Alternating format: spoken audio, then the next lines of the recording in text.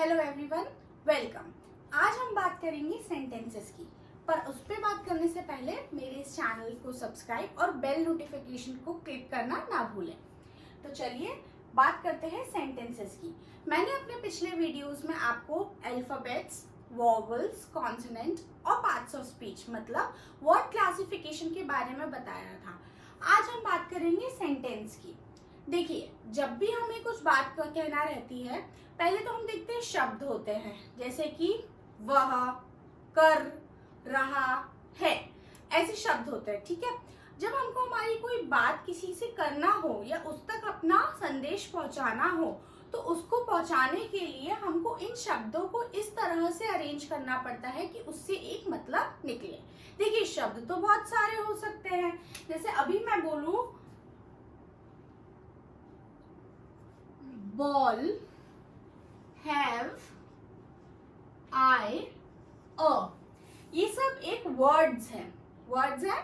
अब इनका अरेंजमेंट इस तरह से हो कि इससे एक मीनिंगफुल मैसेज बने, ये जानना बहुत जरूरी है। इसलिए हमें सेंटेंसेस के बारे में पढ़ना जरूरी होता है। तो ऐसा इससे हमें कुछ मतलब समझ नहीं आ रहा है। जब हम इसको अरेंज करते हैं, आई हैव अ बॉल, तो हमको समझ आ रहा है कि मैं क्या बोल रही हूँ कि मेरे पास एक बॉल है ना। तो ऐसा कोई भी समूह शब्दों का जिससे किसी बात को हम किसी तक पहुंचा पा रहे हो, एक मीनिंगफुल वे में अपना मैसेज कन्वे कर पा रहे हो, ऐसे ग्रुप ऑफ वर्ड्स को हम सेंटेंसेस बोलते हैं। ठीक है, अब देखिए, सेंटेंसेस भी अलग अलग टाइप के होते हैं, क्योंकि जब हम बातचीत करते हैं तो जरूरी नहीं है हमेशा एक ही टाइप की बात हो। कई बार हम अपनी कोई बात किसी को बता रहे होते हैं, कई बार हम किसी फैक्ट को डिस्कस कर रहे होते हैं, कई बार किसी को अपना ओपिनियन दे रहे होते हैं कि क्या आपको वो चीज अच्छी लगती है या आपके हिसाब से वो चीज क्या है। कई बार हम प्रश्न पूछ रहे होते हैं। ऐसे ही कई बार कुछ बात करते करते आप भावनात्मक हो जाते हैं और अपने भावों को व्यक्त करते हैं। तो इन सारी चीजों के आधार पर कि किस तरह का सेंटेंस क्या काम करता है, हमने सेंटेंसेस को 4 टाइप्स में डिवाइड किया है। सबसे पहले है डिक्लेरेटिव या असर्टिव, दूसरा है इम्पेरेटिव, तीसरा है इंटेरोगेटिव और चौथा है एक्सक्लेमेटरी। अब ये हर एक सेंटेंस का टाइप क्या होता है और किस तरह से हम इसमें बात करते हैं, ये अब हम डिटेल में। तो पहला टाइप है डिक्लेरेटिव या असर्टिव। अगर हम किसी भी सेंटेंस के थ्रू कुछ चीज स्टेट कर रहे हैं, बता रहे हैं कोई बात, भले ही वो कोई आइडिया हो, ओपिनियन हो या फैक्ट हो, अगर आप सिर्फ उसको बता रहे हो, व्यक्त कर रहे हो, तो ऐसे टाइप के सेंटेंसेस को हम डिक्लेरेटिव या असर्टिव सेंटेंस बोल सकते हैं। अब देखते हैं फैक्ट या ओपिनियन क्या होता है। देखिए, कोई कह रहा है कि डिमोनेटाइजेशन होना अच्छी बात है, वहीं आप कहते हो कि नहीं मेरे हिसाब से तो नहीं है। तो ये जो आपने बोला नहीं मेरे हिसाब से तो नहीं है, ये आपकी राय हुई, आपका ओपिनियन हुआ। ठीक है, ना ही आप इसमें कोई भावना व्यक्त कर रहे हो, ना ही आप कोई क्वेश्चन पूछ रहे हो, ना ही आप किसी को ऑर्डर कर रहे हो, सिर्फ एक स्टेटमेंट दे रहे हो कि जो बात आप कर रहे हैं मैं उससे अग्री नहीं करता। इसी तरह से अगर हम बोले कि दिल्ली इंडिया का कैपिटल है, तो ये क्या है, एक फैक्ट है। इसमें कोई भी चीज ऐसी नहीं है, क्वेश्चनेबल नहीं है या राय देने वाली नहीं है, जो है सो है।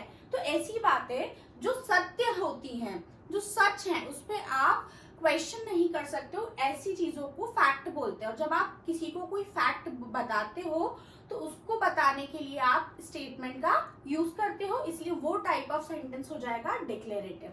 तो आइए कुछ एग्जांपल्स देखते हैं।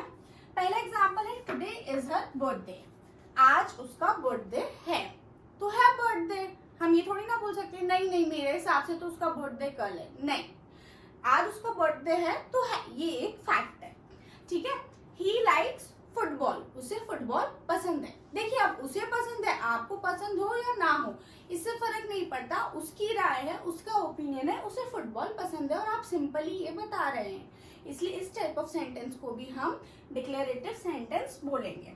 The car is new, car नई है। अब देखिए, कार नहीं है, ठीक है, अगर कल को मेरा भाई आके बोले नहीं कार तो पुरानी है, तो उसके बोलने से कार पुरानी हो जाएगी क्या? नहीं होगी। इसलिए ये भी हमारा डिक्लेरेटिव हो जाएगा।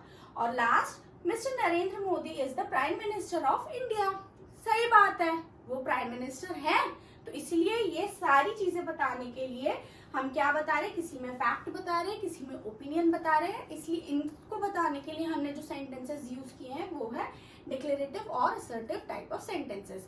तो चलिए आगे बढ़ते हैं। तो सेकेंड टाइप है इंटेरोगेटिव सेंटेंस। इसको हम प्रश्नवाचक वाक्य भी बोलते हैं।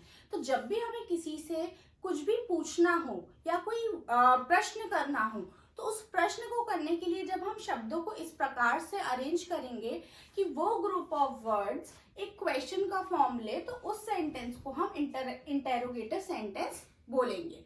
ठीक है, तो आइए कुछ एग्जांपल्स देखते हैं। फर्स्ट, हु आर यू, तुम कौन हो।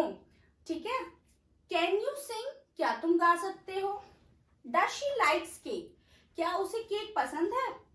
How was the match, match कैसा था। इन चारों एग्जाम्पल्स में आपने देखा होगा हम कुछ ना कुछ पूछ रहे हैं, बता नहीं रहे हैं, हम किसी से पूछ रहे हैं कि क्या मैच सही था, अच्छा था, बुरा था, उसे केक पसंद है या नहीं है, तुम गाना गा सकते हो या नहीं गा सकते हो, तुम कौन हो, अपनी पहचान बताओ। तो हम हर एक एग्जाम्पल में देखा हमने इस टाइप के सेंटेंसेस में हम कुछ ना कुछ पूछते हैं। ठीक है, चलिए आई होप आपको समझ आया होगा। अब हम थर्ड टाइप की तरफ बढ़ते हैं।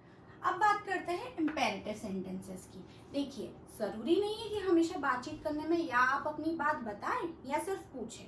कई बार हमें अलग अलग काम भी करवाना रहता है, किसी को आदेश देना रहता है, किसी से निवेदन करना पड़ता है, कभी चेतावनी देना पड़ती है तो कभी सलाह देनी रहती है। तो जब भी हमें ये सारे काम करना हो, कभी भी अगर हमें किसी को आदेश देना हो मतलब कमांड करना हो, चेतावनी देना हो मतलब वार्निंग देना हो, अपनी सलाह देना हो मतलब सजेशन या एडवाइस देना हो, या फिर कुछ निवेदन करना हो किसी चीज के लिए मतलब रिक्वेस्ट करना हो, तब हम इम्पेरेटिव सेंटेंसेस का यूज करते हैं। आइए इसको और अच्छे से हम एग्जांपल्स के थ्रू समझते हैं। सबसे पहले रीड पेज 58, पेज नंबर 58 पढ़ो। यहाँ पे मैंने ना निवेदन किया है, ना ही मैंने कोई चेतावनी दी है, ना ही सलाह दी, मैंने सीधे उसको सामने वाले को पढ़ने बोला है, कार्य करने बोला है। तो ये क्या हो गया, एक तरह से एक आदेश हो गया मतलब कमांड हो गया। तो ये भी हमारा इम्पेरेटिव सेंटेंस होगा। Second sentence, please wear a mask, कृपया मास्क पहनिए। क्या कर रही हूँ मैं यहाँ, कृपया वर्ड जैसे ही मैंने यूज किया मतलब मैं निवेदन कर रही हूँ कि आप कृपया करके मास्क पहन लीजिए, इसलिए ये भी हमारे लिए इम्पेरेटिव सेंटेंस हुआ। You should obey the traffic rules, तुम्हें ट्रैफिक रूल्स मानना चाहिए मेरी सलाह में। ठीक है, ये क्या कर रही हूँ, मैं सलाह दे रही हूँ कि तुम्हें ऐसा कर लेना चाहिए, ना ही मैं फोर्स कर रही हूँ कि ऐसा करो ही, ना ही मैं रिक्वेस्ट कर रही हूँ कि कृपया ऐसा कर लो, और ना ही मैं कोई चेतावनी दे रही हूँ कि अगर तुमने ऐसा नहीं किया तो कुछ तुम्हारे साथ बुरा हो जाएगा या कुछ हो जाएगा। ठीक है, मैं सिर्फ और सिर्फ अपनी सलाह दे रही हूँ, इसलिए ये भी हमारा इम्पेरेटिव सेंटेंस होगा। और last, be careful of dogs, ये आपने बहुत सारे घरों के बाहर, गार्डन्स के बाहर या कुछ कुछ जगहों पे लिखा हुआ देखा होगा। ये क्या होती है, ये एक चेतावनी होती है कि अंदर कुत्ते हैं और उनसे आपको सावधान रहना है। तो ठीक है, तो ये भी हमारा एक इम्पेरेटिव सेंटेंस हुआ। आशा करती हूँ आपको इतना समझ आया होगा। अब हम अपने आखिरी टाइप की तरफ बढ़ते हैं और हमारा लास्ट टाइप है एक्सक्लेमेटरी सेंटेंस। देखिए, जब भी हमें कोई भी अनुभूति व्यक्त करना हो या strong emotion, strong feeling show करना हो, तब हम एक्सक्लेमेटरी सेंटेंस का यूज करते हैं। जैसे जब हम बहुत ज्यादा खुश हो या बहुत दुखी हो, गुस्सा आ रहा हो, सरप्राइज हो जाए, आश्चर्यचकित हो जाए, या किसी चीज के लिए बहुत ही उत्सुक हो, एक्साइटेड हो, या फिर कोई चीज की हम तारीफ करना चाहते हैं, उसे अप्रिशिएट करना चाहते हैं, तो इस टाइप के इमोशंस को व्यक्त करने के लिए, शो करने के लिए हम एक्सक्लेमेटरी सेंटेंसेस का यूज करते हैं। आइए इनको एग्जांपल्स के थ्रू समझते हैं। सबसे पहले, hurray we won the race, मतलब ये हमने रेस जीत ली। ये क्या है, ये खुशी व्यक्त कर रहा है, रेस जीतने में जो हमें खुशी होती है ये इस सेंटेंस से व्यक्त हो रही है।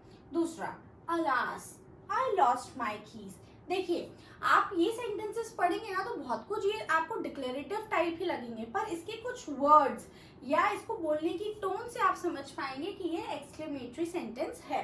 तो जैसे ही मैं बोल रही हूँ alas I lost my keys, तो बोलते से ही मैं समझ जाऊंगी कि इससे मैं अपना दुख व्यक्त कर रही हूँ कि मैंने अपनी चाबियां घुमा दी। तीसरा, wow this city is beautiful, मैंने कोई सिटी देखी और वो मुझे बहुत सुंदर लगी, तो उसकी सुंदरता की तारीफ करने के लिए जिस तरह से मैं उस सेंटेंस को व्यक्त करूंगी उसको हम एक्सक्लेमेटरी बोलेंगे, जैसे कि wow the city is beautiful, ये शहर कितना सुंदर है। ठीक है। हाउ टैलेंटेड आर यू, तुम कितने टैलेंटेड हो। देखिए, कई बार हम कुछ चीजें एक्सपेक्ट नहीं करते कि ऐसा हो सकता है, और जब वो चीजें हमें मिलती हैं तो हम क्या हो जाते हैं, आश्चर्यचकित हो जाते हैं, सरप्राइज्ड हो जाते हैं। तो जब हमें अपना सरप्राइज व्यक्त करना हो कि हम सरप्राइज हो गए, तो हम एक्सक्लेमेटरी सेंटेंस का यूज करते हैं। अब जैसे इसी सेंटेंस में देखिए, हाउ टैलेंटेड आर यू, मैंने सोचा नहीं था कि तुम इतने टैलेंटेड, पर तुम कितने टैलेंटेड हो, मतलब ये मैंने सोचा नहीं था कि तुम इतने भी टैलेंटेड होगे। What a bad person you are, अब जब मुझे बहुत गुस्सा आती है तो मैं क्या बोलती हूँ, तुम कितने बुरे आदमी हो, कितने बुरे इंसान हो।